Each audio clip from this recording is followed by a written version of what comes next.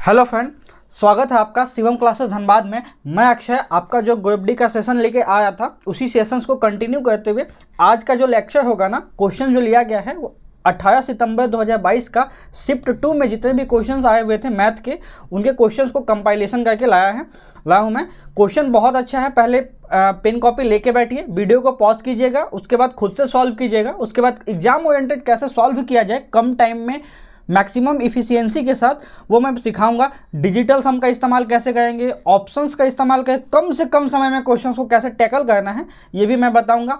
और जो इंपॉर्टेंट लगेगा पेन कॉपी से बगल में नोट डाल के उस पर लिखिएगा, ताकि बाद में रिवाइज के समय आपको काम आएगा। बहुत लोग बोलते हैं मैथ रिवाइज नहीं होती है, मैथ का कॉन्सेप्ट रिवाइज होता है। कॉन्सेप्ट लिखिएगा, बहुत काम देगा। चलिए तो सेशन को स्टार्ट करते हैं।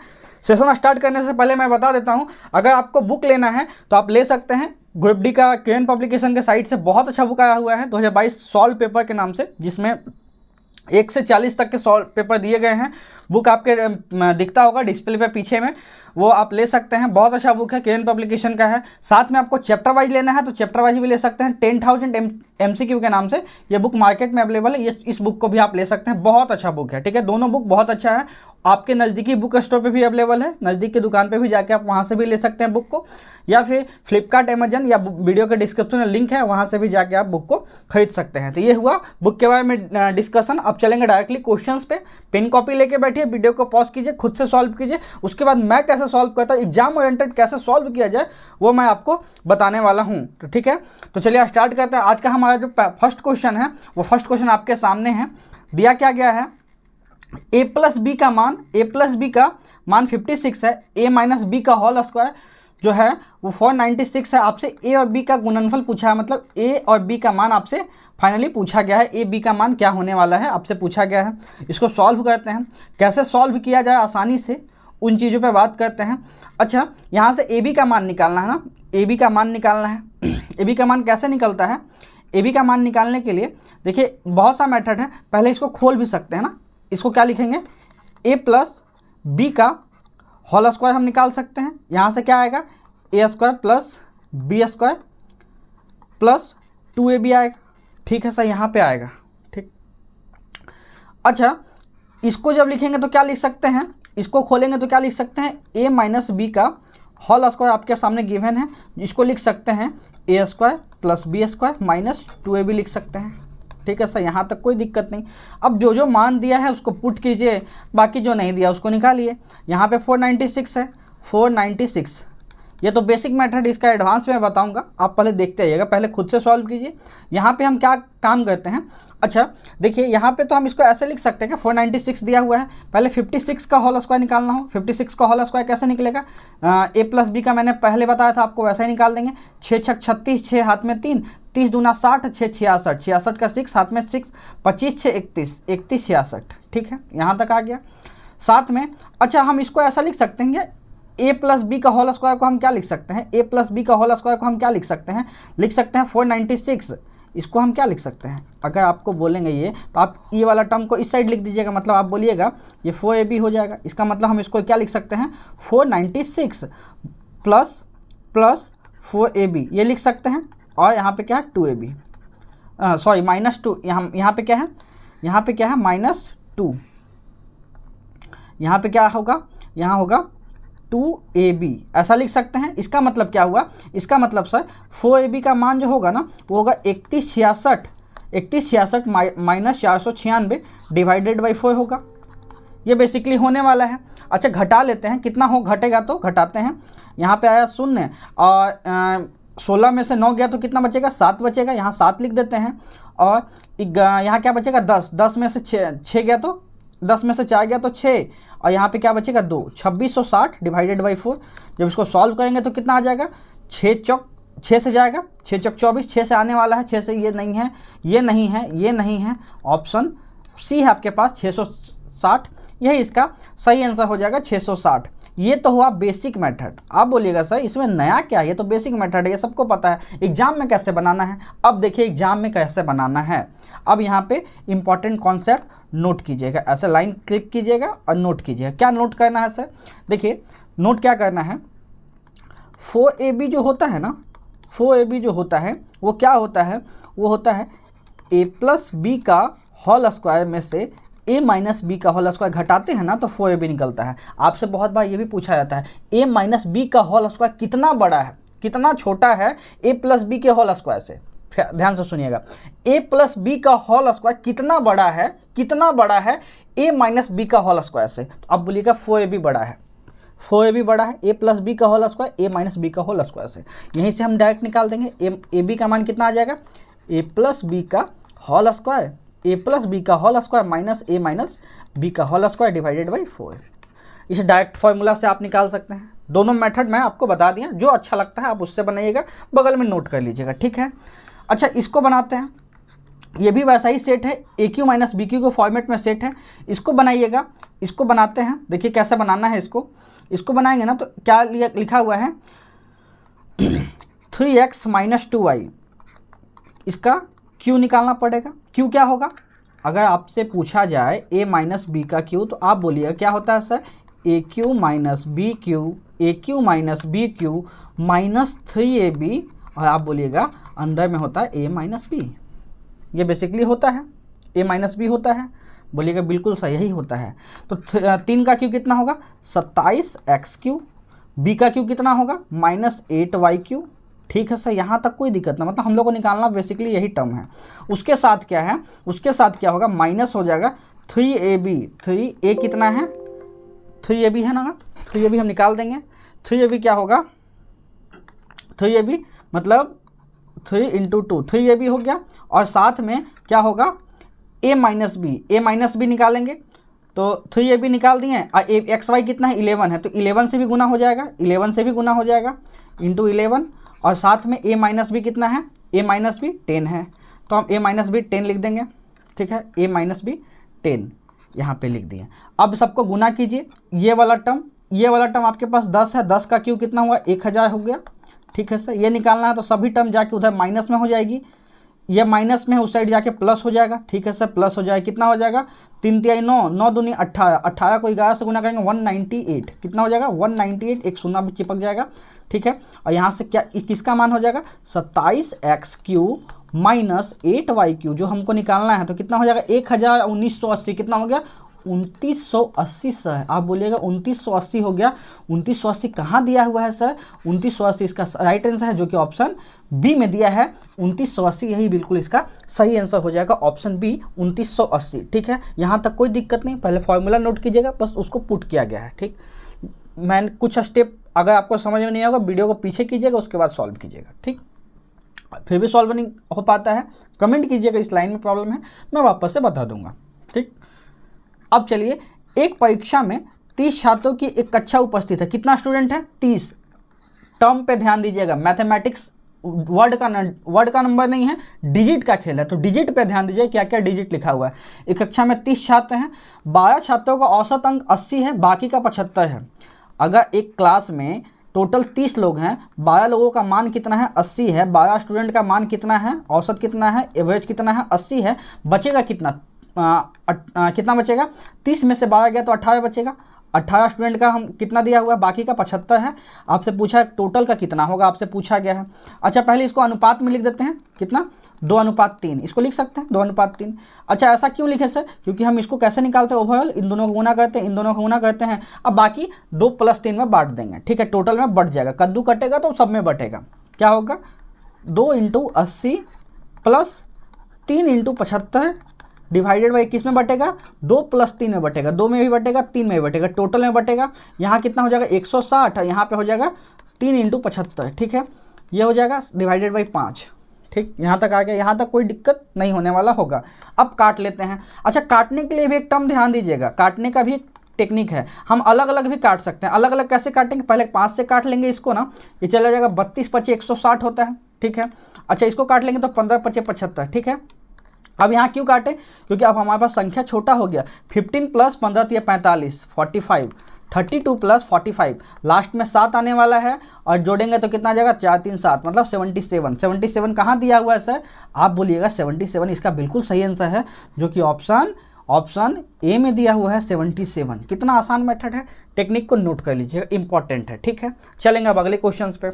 अगला क्वेश्चन है आंकड़ा दिया हुआ आपके पास, इसका बहुलक बोला गया। बहुलक होता क्या है? बहुलक होता है वैसी संख्या, अगर ढेर सारा संख्याओं का समूह हो, वैसी संख्या जो मैक्सिमम टाइम रिपीट हो, मतलब सेम संख्या ज़्यादा, कितना बार ज़्यादा है, जो ज़्यादा होगा वही बहुलक है। ठीक है, बहुलक यही होता है। अच्छा, हम देख लेंगे ये सब ऑप्शन है ना हमारे पास, तो ऑप्शन को देख लेंगे कौन कितना बार रिपीट है। अगर 15 की बात करते हैं, 15 कितना टाइम है? 1 2 3 4, 4 टाइम्स 15 है, 4 टाइम्स 15 है। अगर 25 की बात करते हैं, 25 कितने टाइम्स है? 1 2 टाइम्स है 25। ठीक है सर। 21 कितने टाइम्स है? 21 देखेंगे यहाँ पे 1 टाइम 21 है, मतलब 21 एक टाइम है। 23 की बात करते हैं तो कितना है? 23 एक बार और 2 बार। 23 कितना टाइम्स है? 2 टाइम्स। बहुलक क्या होता है? सबसे बड़ी संख्या जो ज़्यादा टाइम रिपीट हो, ज़्यादा टाइम आए। कितना है सबसे बड़ी संख्या? कौन है? 15। 15 कहाँ है? 15 जो है, जो 4 टाइम्स लिखा गया है, मतलब 15 जो होगा वही बहुलक हो जाएगा। आंसर क्या हो जाएगा? 15 बहुलक हो जाएगा। आसान टेक्निक था। चलेंगे अब अगले क्वेश्चन पे। दिया हुआ है, अच्छा ये वाला बहुत इंपॉर्टेंट क्वेश्चन है, इसको नोट कीजिएगा। इसका शॉर्ट्स भी मैं डाल दूंगा, इसको नोट कीजिएगा। बनाना एक्चुअली कैसे है वैसे ही आप एग्जाम में बनाइएगा। कैसे बनाइएगा? देखिए इसका मतलब क्या है, पहले क्वेश्चन को पहले समझ लेते हैं, ठीक है। उसके बाद हम इसको बनाने का टेक्निक देखते हैं, कैसे आसान वे में इसको बनाया जाए, और उसी टेक्निक से आपको बनाना भी है। देखिए मान लेते हैं कि एक त्रिभुज है जो कि ए बी और सी से है, ठीक है। ए का मान वर्टेक्स कितना दिया है? 0 और 2। बी का वर्टेक्स कितना दिया है? 2 और 3। और सी का वर्टेक्स कितना दिया? 3 और 1। ये दिया हुआ। आपसे पूछा गया त्रिभुज एबीसी का क्षेत्रफल क्या है। एबीसी का क्षेत्रफल कैसे निकलता है? फॉर्मूला होता है 1/1/2 x1 minus y2 minus y3। बहुत लंबा फॉर्मूला होता है, उसको पुट कीजिएगा तो निकलता है। लेकिन शॉर्टकट में कैसे बनाया जाए? अच्छा, हम इसको मान क्या लेंगे ना, ये पॉइंट है ही नहीं, ये ट्रायंगल नहीं है, एक लाइन है। हम क्या मान लेंगे इसको? लाइन है। लाइन कैसे बनाएंगे? लाइन में सर आप बोलिएगा लाइन में तो 2 ही चीज़ होता है, लाइन में तो 2 ही पॉइंट होता है। लाइन में क्या होता है? 2 ही पॉइंट होता है। लाइन में क्या होता है? 2 ही पॉइंट होता है। ये तो 3 पॉइंट है, एक पॉइंट को हटा दीजिए ना सर। हम मान लेंगे ए नहीं है, ए नहीं है मतलब 0 और 2 नहीं है, 0 और 2 नहीं है, तो सब में से 0 और 2 घटा देंगे। सब में से क्या कहेंगे? 0 और 2 घटा देंगे। यहाँ भी 0 घटा देंगे, इसमें से 2 घटा देंगे, यहाँ से 0 घटा देंगे, इसमें से 2 घटा देंगे। तो क्या बचने वाला है यहाँ पे? यहाँ पे 3 बचेगा, यहाँ बचेगा -1, यहाँ क्या बचेगा? 2 बचेगा और बचेगा 1। इसका मतलब क्या है? ऐसा हम मानेंगे सिर्फ बी और सी है, जिसका बी का वर्टेक्स 2:1 और सी का वर्टेक्स 3-1। ठीक है, अब निकल गया। अब इस लाइन का तो हम निकाल लेंगे, लाइन का लंबाई कितना है वही हमारा क्षेत्रफल हो जाएगा। ठीक है, लाइन का लंबाई निकालेंगे। कैसे निकालेंगे लंबाई? लंबाई निकालिए, क्या होता है लंबाई? √अंडर x1 माइनस x2 का होल स्क्वायर। 2 में से 3 गया तो 1 का होल स्क्वायर माइनस 1 का होल स्क्वायर प्लस 1 माइनस 1 मतलब 2 का होल स्क्वायर। ठीक है, क्या बचेगा अंदर? 1 + 4, टोटल कितना है? 5 है। √5 किसका होता है? √4 होता है 2 का, तो 2 से थोड़ा ही बड़ा होगा। मान लेते हैं 2 और 3 के बीच का ऑप्शन होगा। ये तो नहीं है, ये नहीं है, ये नहीं है, एक ही ऑप्शन बचा 2.5। क्या होगा आंसर इसका? 2.5। 2.5 कहाँ दिया है सर? ऑप्शन ए में दिया है 2.5। यही 2.5 इसका बिल्कुल सही आंसर होने वाला है। मैंने आसान वे में बता दिया। ग्रुप-डी का अच्छा क्वेश्चन है, ऐसे ही बनाइएगा। ठीक है, इसको नोट कर लीजिएगा, अलग कॉपी में इसको अलग ऐसे ही बनाइएगा। ठीक है, नेक्स्ट क्वेश्चन पे चलेंगे। 2 कोण कोटिपूरक है। कोटिपूरक किसको बोलते हैं? देखिए एक होता है समपूरक, ठीक है, एक होता है कोटिपूरक। समपूरक का मतलब क्या होता है ना, 2 कोणों का मान थीटा प्लस अल्फा का मान 180 होना चाहिए, ये होता है कोटिपूरक। ठीक है, इस समपूरक। अच्छा, कोटिपूरक की बात की जाए तो क्या होता है? कोटिपूरक में होता है थीटा प्लस फाई, मतलब 2 एंगल कोई भी हो गया, उनका सम कितना होना चाहिए? 90 होना चाहिए। उनका सम कितना होना चाहिए? 90 होना चाहिए। कितना होना चाहिए सर? उनका सम 90 होना चाहिए। आप बोलिएगा ठीक है, इनका सम कितना हो जाए? 90 होना चाहिए, इनका सम 90 होना चाहिए। अब हम क्या बोला है? बड़ा कोण मानते हैं थीटा और छोटा कोण मानते हैं फाई। अब आपसे क्या बोला है? बड़ा कोण छोटे कोण के माप से 3 गुने से 6 कम है। बड़ा कोण जो है, बड़ा कोण मानते हैं थीटा, ये अगर छोटा कोण x है तो बड़ा कोण क्या है? 3x - 6 है, यही ना बोला? 3 गुना से 6 कम है, बस। अच्छा, इन दोनों का सम कितना है? इन दोनों का सम कितना है? इन दोनों का सम निकाल देते हैं, कितना हो जाएगा? 3x + x मतलब 4x - 6। ये किसके इक्वल है? 90 के इक्वल है। 90 के इक्वल कर दिए। अब यहाँ से हम निकाल दिए x का मान। x का मान क्या हो गया? 90 + 6 96, 96/4। आप बोलिएगा 24 चौक 96 होता है सर, 24 आ गया। अब आपसे क्या पूछा गया है? बड़े कोणों का मान क्या है? बड़ा कोण कौन है? 3x - 6 है, तो 3x का मान 24 और -6 कर दिए। 24 दिया कितना आया 72, 72 में से 6 गया तो 66, मतलब बड़ा कोण का मान कितना है, आप बोलिएगा बड़ा कोण का मान कितना है 66 है, जो कि ऑप्शन बी में दिया हुआ है। सर कहाँ दिया है, ऑप्शन बी में 66 दिया है, यही इसका बिल्कुल सही आंसर हो जाएगा 66। यहाँ पे ध्यान कीजिएगा, ये नोट कीजिएगा, कोटिपूरक का मतलब क्या होता है, कोटिपूरक इसका मतलब क्या है, दो कोणों का योग 90 होना चाहिए, दो कोणों का योग 90 होना चाहिए। ठीक है, अगले क्वेश्चन पे चलते हैं।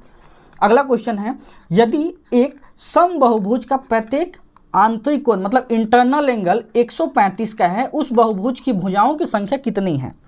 इंटरनल एंगल जो है 135 का है, अब बताना नंबर ऑफ भुजा कितना है, मतलब कि साइड कितना साइड है। इसका सबसे इजी फॉर्मूला क्या है, एक्सटीरियर एंगल से बहुत आसान फॉर्मूला, इंटीरियर से भी निकलता है, आंतरिक कोण से भी निकलता है, लेकिन बाह्य कोण से निकालना ज़्यादा आसान है, बाह्य कोण से निकालना ज़्यादा आसान है।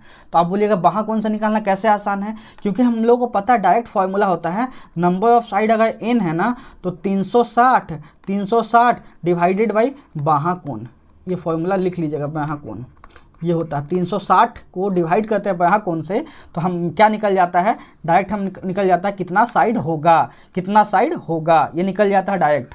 अब हम निकाल देंगे बाह्य कोण निकले कैसे सर, एक फॉर्मूला होता है हमारे पास, क्या होता है, बाह्य कोण प्लस आंतरिक कोण, बाह्य कोण प्लस आंतरिक कोण का मान कितना होता है 180 होता है। ठीक है, 180 होता है, क्या होता है सर, ठीक है 180 होता है, दोनों का मान कितना होता है सम 180 होता है, ये भी फॉर्मूला, इसको नोट कर लीजिएगा।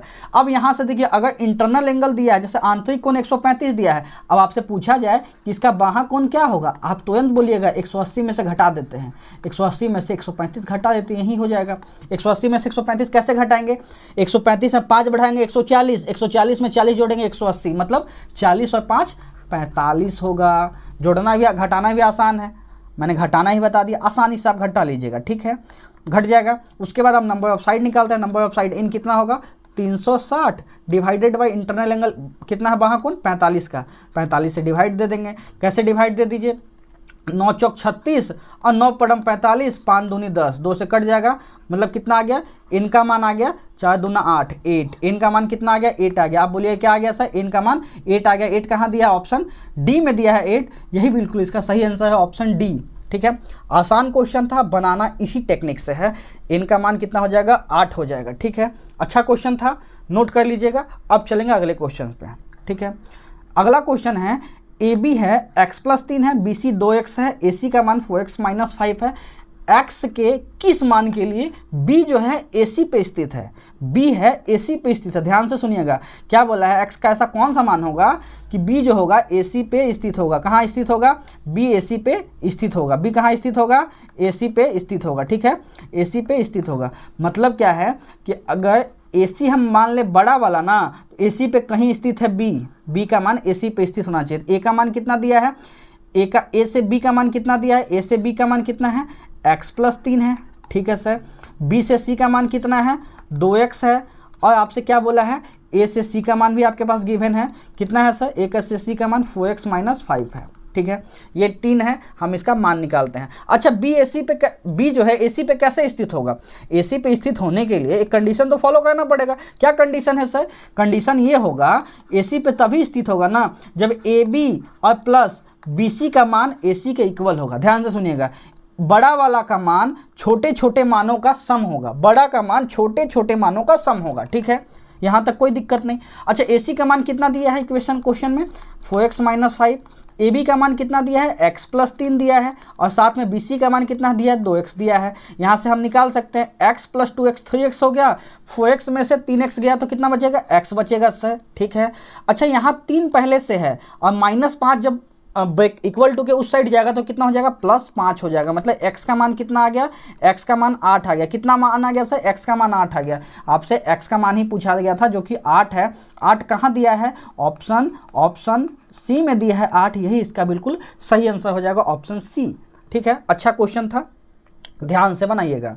ठीक है, अब हम चलेंगे नेक्स्ट क्वेश्चन पे। नेक्स्ट क्वेश्चन है, कितने वर्ष में वार्षिक रूप से समायोजित करने पे 10% कंपाउंडली चक्रवृद्धि ब्याज मतलब CI से इन्वेस्ट किया जाए कि 10,000 का अमाउंट कितना हो जाए।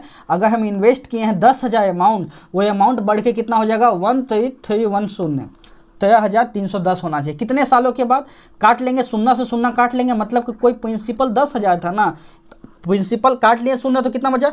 अगर कोई प्रिंसिपल 1,000 था वो बढ़ के कितना हो गया 1331 हो गया। कितने सालों के बाद हुआ सर, कितने सालों के बाद, वही निकालना है। इसका सबसे आसान फॉर्मूला क्या है ना, आप दोनों का अनुपात निकाल दीजिए। किसका अनुपात सर, अमाउंट का प्रिंसिपल से अनुपात निकाल दीजिए और इसका अंडर रूट कीजिए। ठीक है, अंडर रूट मत कीजिए ना, तो ऐसा देखिए ये किसका फैक्टर है, मतलब क्या है, ये किसका पावर में है। अगर जिसका पावर n होगा ना, n ही इक्वल टू क्या होगा, हमारा समय होगा। n क्या होगा, टाइम होगा। n क्या होगा, समय होगा। निकालने का फॉर्मूला मैं यहाँ लिख दिया हूँ, बगल में आप लिख लीजिएगा। ठीक है, n इक्वल टू क्या होगा, टाइम होगा। n ही होगा, हमारा टाइम होगा। मतलब कि 1331 को अगर हम 1,000 से डिवाइड देते हैं तो हमारा क्या आने वाला है, पहले ध्यान दीजिएगा क्या आने वाला है, उस पर हम मेन फोकस करते हैं। अच्छा, 1331 क्या होता है, 11 का क्यू होता है, और 1,000 कितना होता है, 10 का क्यू होता है। इसको हम ऐसे लिख सकते हैं क्या, 11/10 का पावर 3। ठीक है, मैंने बताया n क्या होता है, n टाइम होता है, मतलब n का मान अगर 3 है तो टाइम भी कितना हो जाएगा, 3 साल। कितने सालों के बाद, आप बोलिएगा सर 3 सालों के बाद। 3 साल कहाँ गिवन है, ऑप्शन डी में गिवन है 3 साल, यही बिल्कुल इसका सही आंसर हो जाएगा, 3 साल। नोट कर लीजिएगा इंपॉर्टेंट टेक्निक को। ठीक है, अब चलेंगे अगले क्वेश्चन पे। अगला क्वेश्चन है आपका, एक आयताकार भूखंड का विकर्ण दिया हुआ है और एक भुजा दी गई है 65-63 मीटर। आयताकार भूखंड का परिमाप क्या होगा, आपसे पूछा गया है। पहले आयत एक बना लेते हैं। आयत चलिए बना लिए सर। ठीक है, आयत बना ली, इसमें कलर डाल देते हैं ताकि देखने में खूबसूरत दिखे। ठीक है, डाल दिए, ये भी डाल दिए। अब हम क्या बोलते हैं, ए है, बी है, सी है और डी है। ठीक है, क्या बोला है, भुजा एक विकर्ण पहले 65 दिया है, एक डायमीटर बना देते, ए से सी को मिला देते हैं, पहले ए से सी को मिला दिए। ठीक है, आयत का पहला प्रॉपर्टी क्या होता है ना कि दो भुजा हमेशा 90 पे कट होती है। दो भुजा हमेशा 90 पे कट होती है, मतलब कि ए बी सी का मान 90 होगा। ठीक है, अच्छा, विकर्ण का मतलब डायमीटर कितना 65 है, एक साइड है वो कितना है 63 है। आपसे पूछा क्या गया है, आपसे पूछा गया है इसका पेरीमीटर। पेरीमीटर के लिए ये वाला साइड चाहिए होगा। अच्छा, ट्रिपलेट पे कहीं सेट होता है क्या, कुछ ट्रिपलेट आप नोट कर लीजिएगा, कुछ ट्रिपलेट नोट कीजिएगा, जैसे 3 4 5। ठीक है, 7 24 25, 7 24 25। ठीक है, 7 24 25 के बाद होता है आपका 15 20 25, 15 20 25। एक और नोट की जो इंपॉर्टेंट है, जैसे यही वाला 16 63 65। ये सब क्या है, ट्रिपलेट है। ये सब क्या है सर, ट्रिपलेट है। ये सब क्या है, ट्रिपलेट है। ये सबको नोट कीजिएगा। ठीक है, अब हम यहाँ पे पता हो गया ये 63, एक साइड अगर 63 है, एक साइड 65 है, डेफिनेटली एक साइड क्या होगा, डेफिनेटली एक साइड क्या होगा, 16 होगा, क्योंकि ये सर ट्रिपलेट सेट होता है, डेफिनेटली ये 16 होगा। हम मान लिए कि यहाँ 16 लिखा हुआ है। क्या लिखा हुआ है सर, 16 लिखा हुआ। क्या लिखा हुआ, 16 लिखा हुआ है। अब हमसे क्या पूछा है, भूखंड का परिमाप पूछा है। परिमाप क्या होता है, 2 × लंबाई प्लस चौड़ाई। लंबाई कितना है 63 है, चौड़ाई कितना है 16 है, दोनों को जोड़ के 2 से डिवाइड दे दिए, मतलब कितना हो गया 79। 2 × 79 जब गुना करते हैं तो 9 दूना 18 का 8 हाथ में 1, 7 दूना 14, 1 15, 158।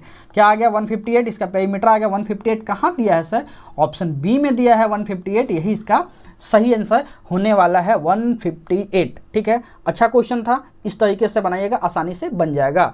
ठीक है, अब चलेंगे नेक्स्ट क्वेश्चन पे। स्क्रीनशॉट लेना है तो आप ले लीजिए, बैक करके ले लीजिएगा स्क्रीनशॉट।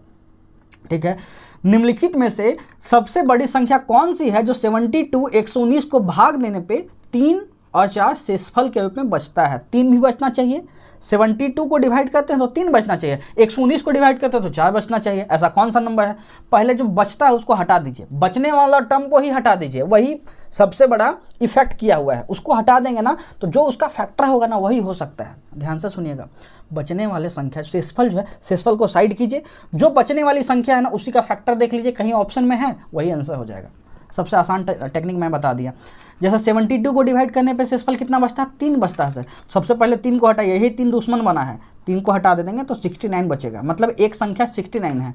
119 है, 119 में 4 शेषफल बचा, 4 को पहले हटा दीजिए, मतलब कितना बचेगा 115, 115 क्या बचा 115, मतलब एक टर्म है 69, एक टर्म है 115, दोनों का एचसीएफ कितना होगा आप बोलिएगा। ये क्या होता है 23 × 69 और ये होता है 23 × 115, मतलब इसका कौन सा फैक्टर होगा, डेफिनेटली आपको पता चल गया इसका फैक्टर होगा, कौन सा फैक्टर होगा, 23 इसका सही आंसर होगा। 23 एक ऐसी संख्या है जब इसको डिवाइड दिया जाता है ना तो क्या होगा, डिवाइड देने पे इतना रिमाइंडर बचता है, एक में 3 बचेगा, एक में 4 बचेगा। ठीक है, आसान टेक्निक था, मैंने बता दिया। ठीक, अब चलिए अगले क्वेश्चन पे।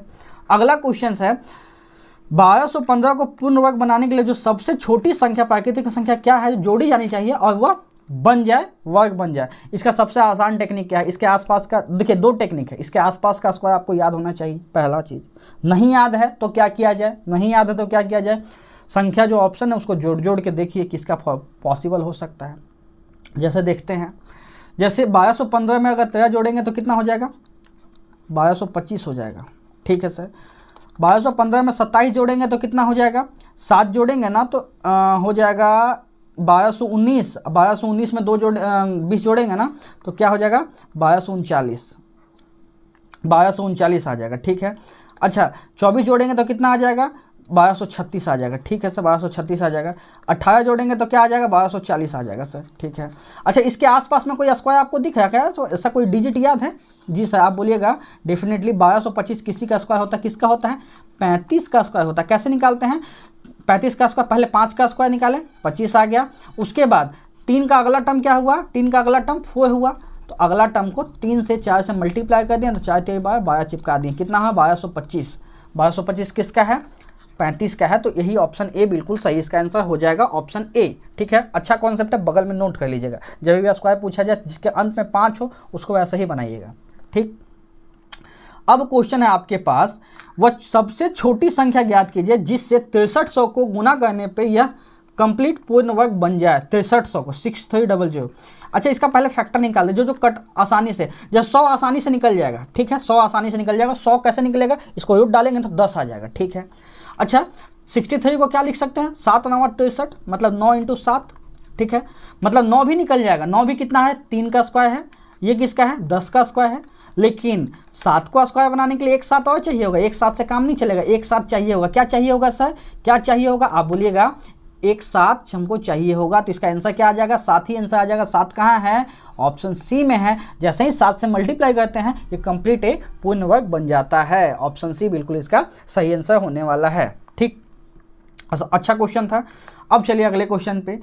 पी क्यू की आयु का योग क्यू और आर की आयु के योग से 15 वर्ष अधिक है। क्या बोला है, P प्लस क्यू का आयु का योग Q प्लस आर की आयु से 15 वर्ष अधिक है। ठीक है, 15 ईयर्स अधिक है। यहाँ से आपसे बोला है RP से कितना बड़ा है, RP से कितना बड़ा है आपसे पूछा है, RP से कितने वर्ष छोटा है आपसे पूछा है। पहले प्लस वाला काट लिए, इसका मतलब क्या होगा, P से Q का मान कितना आ गया, 15 साल। P से Q का मान कितना आ गया, 15 साल। यही पूछा था, P Q से कितना बड़ा है या Q P से कितना छोटा है, एक ही बात है, एक बड़ा पूछे या छोटा पूछे। 15 साल, 15 ईयर्स इसका राइट आंसर है, जो कि ऑप्शन ए में दिया है। एक ही फॉर्मूला से डायरेक्ट ये सॉल्व हो जाएगा। ठीक है, ऑप्शन ए। अब चलिए अगले क्वेश्चन पे। अगला क्वेश्चन है, ये सब क्वेश्चन आसान है, जल्दी बनाइएगा। एक व्यापार में ए बी क्रमशः 42,000 56,000 रुपये निवेश करते हैं। वर्ष के अंत में 87,220 रुपये का लाभ कमाते हैं। लाभ में बी का हिस्सा कितना है, बी का हिस्सा कितना है आपसे पूछा गया है। अच्छा पहले ए बी का अनुपात निकाल देते हैं। अच्छा ये 42,000 इन्वेस्ट किया, ये 56,000 इन्वेस्ट किया, तो पहले 3 शून्य से 3 शून्य काट लीजिए। 14 चौक 56, सॉरी 14 तिया 42, 14 चौक 56, 14 तिया 42, 14 चौक 56, मतलब 3:4। इसका मतलब क्या है, अगर ए बिजनेस में 3 इन्वेस्ट किया है तो बी कितना इन्वेस्ट किया है, 4। यहाँ तक कहीं किसी को दिक्कत नहीं होने वाला। दिक्कत होगा तो कॉन्सेप्ट सुधारिएगा, आपको नीड है कॉन्सेप्ट की। ठीक है, बेसिक चीज़ें आनी चाहिए, तभी आप एडवांस बन सकते हैं, एग्जाम क्लियर हो सकता है। वर्ष के अंत में इतना का लाभ, लाभ 87,220। लाभ किस में बढ़ता है, जिस अनुपात में निवेश किया जाता है। निवेश किस अनुपात में है, 1:3 किया है, 1:4 किया। टोटल कितना किया है सर, 4×3 7 किया है टोटल। तो 7 किसके इक्वल है, 87,220 जो है ये टोटल 7 का मान है। आपसे पूछा है किसका मान है, बी का मान। बी का मान कौन है, 4 है, 4 का मान पूछा है। निकाल देते हैं, पहले काट लेते हैं। 14 कैसे कटेगा, 14 चौक 14 सत्ते 84। ठीक है, 14 सत्ते 84, 3 गया, 7 चौक 28। ठीक है, और यहाँ पे 4 बचेगा 46। ठीक है, 6 सत्ते 42 होता है, एक शून्य लगा देंगे। मतलब क्या है, एक शून्य लगेगा, 6 चौक 24, लास्ट में 40 आने वाला है। लास्ट में 40, 2 ऑप्शन है, सॉल्व भी करना पड़ेगा। 6 चौक 24, 4 हाथ में 2, 4 चौक 16, 16 2 18, 840 भी आने वाला है। 840 नहीं है, ठीक, एक ही ऑप्शन है 840। कौन सा है ऑप्शन डी है। अच्छा आप बोलिएगा सर हम जब 3 डिजिट सॉल्व कर दिए तो 2 गुना नहीं हो सकता है? 3 गुना तो कर ही दिए, 2 गुना और कर लेंगे, क्या फर्क पड़ता है? नहीं सर, इसमें डिफरेंस आता है। अगर 2 सेकंड भी एक क्वेश्चन पे बचाए ना तो 10 क्वेश्चन में 20 सेकंड बचाएं, 20 सेकंड में आपसे नया क्वेश्चन बन सकता है, तो समय बचाना है वैसे, ठीक है। ये क्वेश्चन भी बहुत अच्छा है, इसको VVI मार्क कीजिएगा, बहुत अच्छा क्वेश्चन है। क्या बोला है? एक विक्रेता ने 25 लैपटॉप 12% के लाभ पे और 15 लैपटॉप 20% के लाभ पे बेचे। एक सेलर है, 25 लैपटॉप को 12% के लाभ पे, 15 लैपटॉप को 20% के लाभ पे बेच दिया। यदि उसने सभी 40 लैपटॉप हुआ, 15 प्लस 25 40 लैपटॉप को 18,000% के लाभ पे बेचा होता तो 30,000 का फायदा होता, ठीक है। प्रत्येक लैपटॉप का CP क्या होगा यदि सभी 40 लैपटॉप का CP समान है, इक्वल है? बनाने का टेक्निक सिर्फ देखिएगा कैसे बनेगा। क्या बोला है? 25 लैपटॉप को 12% के लाभ पे बेचे हैं, साथ में 15 लैपटॉप को 20% के लाभ पे बेचे हैं। कोई दिक्कत नहीं, जैसा बोला है परफेक्ट बोला है, हम मान लेंगे यही चीज़ को, ठीक है। प्रॉफिट में बेचा है। अच्छा क्वांटिटी को हम ऐसे लिख सकते हैं क्या? अनुपात में कन्वर्ट कर लीजिए। 25 25, 5 3 15, 3:5। ऐसा क्यों किए सर? ऐसा क्यों किए कि हम ओवरऑल निकाल लेंगे, औसतन लाभ कितना होगा, औसतन लाभ कैसे निकालते हैं? इसको इससे गुना कीजिए, इसको इससे गुना कीजिए, अब बाकी जोड़ के डिवाइड कर दिए, कद्दू कटेगा तो सब में बटेगा, ठीक है। तो 12 पचे 60, 20 तिहाई 60, टोटल कितना हुआ? 5 3 8, 8 में बटेगा। 120 जो है 8 में बटेगा, टोटल परसेंटेज कितना आएगा? 15 8 120, 15% ओवरऑल का बेनिफिट हुआ। अच्छा अलग अलग बेचे ना तो 15% में बेचें, 15% के लाभ में। अच्छा जब हम एक ही बार 18% के लाभ में बेचेंगे, तो हमको कितना का फ़ायदा होगा? जब हम 3% अधिक में बेचेंगे ना तो फ़ायदा भी हमारा कितना होगा? 30,000 का फ़ायदा होगा। आप बोलिएगा कितना का फ़ायदा होगा सर? कितना का फ़ायदा होगा? 30,000 का फ़ायदा होगा। 30,000 का क्या होगा? 30,000 का फ़ायदा होगा। तो इसका मतलब क्या है?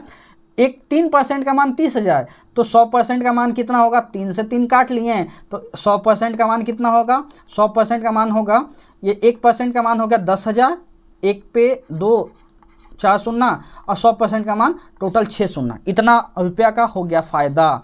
अब आपसे पूछा है प्रत्येक लैपटॉप का दाम अगर सेम है तो 40 लैपटॉप का CP कितना होगा? एक लैपटॉप का दाम बताना है आपको।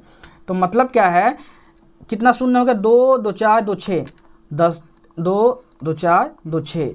अगर ये टोटल पैसा पेमेंट किए हैं तो ये 40 लैपटॉप का दाम है, एक लैपटॉप का दाम आप बता दीजिए। कैसे बताइएगा सर? काट लेंगे, किससे जाएगा?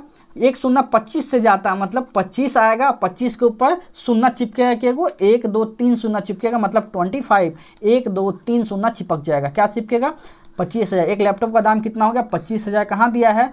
ऑप्शन डी में दिया है 25,000। यही इसका बिल्कुल सही आंसर होने वाला, ऑप्शन डी 25,000। अच्छा क्वेश्चन था, ठीक है। अब चलिए अगले क्वेश्चन पे। 15 समान वस्तुएं कुल मिलाकर 15 रुपये में खरीदी जाती है। यदि उसे प्रत्येक को 1 रुपया 23 पैसा में बेचा है तो उसका लाभ कितना है? आपसे बताना है। 15 वस्तु का बेचने पे 15 रुपये में बेचते हैं, मतलब एक वस्तु का दाम 1 है, इसको बेच दिए 1 रुपया 23 पैसा में। फ़ायदा कितना का हुआ? 23 पैसा का फ़ायदा हुआ। फ़ायदा कितना हुआ? 23 पैसा का। 1 रुपया में 100 पैसा इंटू 100, 100%, 100 से 100 गया, फ़ायदा कितना का हुआ? 23% का फ़ायदा हुआ। 23% कहाँ गिवन है? 23% ऑप्शन ए में गिवन है। आसान क्वेश्चन था, इसको ज़्यादा टिपिकल नहीं बनाना है। 2 क्वेश्चंस आएंगे, देखिए 2 क्वेश्चन हैं, एक क्वेश्चन मैं सॉल्व करूँगा, एक आपको होमवर्क दिया जाएगा, आप बनाइएगा, ठीक है। क्वेश्चन जो है नेक्स्ट वो क्वेश्चन, इसको अप्रॉक्सीमेशन से बनाना। ग्रुप डी में ऐसे क्वेश्चन आएंगे जो अप्रॉक्सीमेशन से बनाना। कैसे जाने हमें अप्रॉक्सीमेशन से बनाना है? इसके ऑप्शन देखिए कितना डिस्टेंस पे है, बहुत दूर में है, अंदाज से बनाते हैं। इसको हम मानते हैं 26.5 है, इसको हम मानते हैं लगभग 4, ठीक है। माइनस इसको मानते हैं 8 इंटू 2, इसको मानेंगे 27, इतना हम लगभग मानेंगे। देखिए 26 दूना 52, 1 53, 53 दूना 106, ठीक है। यहाँ पे कितना होगा? 8 दूनी 16 प्लस 27। अच्छा इनका मान कितना हो गया? 11 हो गया ना, इनका मान कितना हो गया? 11 हो गया। 106 में से 11 जोड़ेंगे, 106 में 11 जोड़ेंगे तो कितना हो जाएगा? 117 117 हो जाएगा। 117 तो नहीं है सर, तो कौन सा आंसर होगा? 117 के आसपास में कौन सा है? 119 है, 119 ही आंसर हो जाएगा। 119 कहाँ है? आपके ऑप्शन डी में दिया है 119, यही इसका राइट आंसर हो जाएगा। 119 लगभग मान है, ये मैंने था लगभग मान।